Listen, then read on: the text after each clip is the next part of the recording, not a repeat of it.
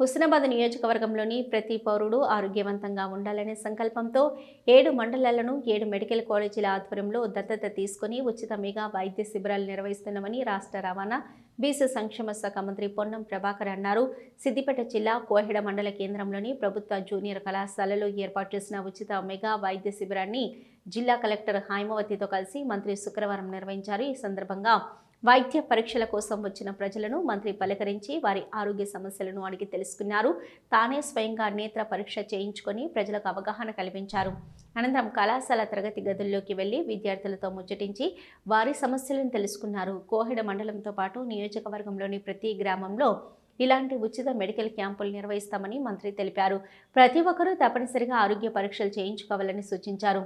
ఈ మెగా క్యాంపులో 18 మంది సూపర్ స్పెషాలిటీ వైద్యులు సేవలందించగా ప్రజలంతా అన్ని రకాల వైద్య పరీక్షలు చేయించుకోవాలని మంత్రి పిలుపునిచ్చారు.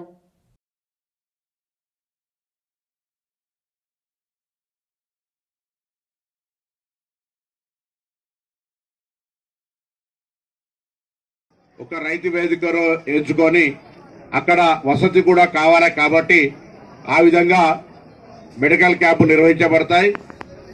అందరూ కూడా తమ తమ ఆరోగ్య పరీక్షలు చేయించుకోండి. ఇక్కడ పరిష్కారం మందులతోటి పరిష్కారం అయ్యేది ఉంటే ఇక్కడనే పరిష్కారం చేయించుకొని ఆరోగ్యంగా ఉండండి. ఒకవేళ మీకు హైదరాబాద్లో ట్రీట్మెంట్ చేయించాలనుకుంటే డాక్టర్లు ఆ ప్రకారంగా చిట్టి రాసిస్తారు, లేదా ఆర్వీఎం మెడికల్ కాలేజీకి తీసుకెళ్లి మిమ్మల్ని ఇన్పేషెంట్గా జాయిన్ చేసుకొని ఆ విధంగా చికిత్స చేయాల్సిన అవసరం వస్తే అక్కడ కూడా తీసుకొని ప్రభుత్వ పక్షాన ఉచితంగా మీకు చికిత్స చేయిస్తారు.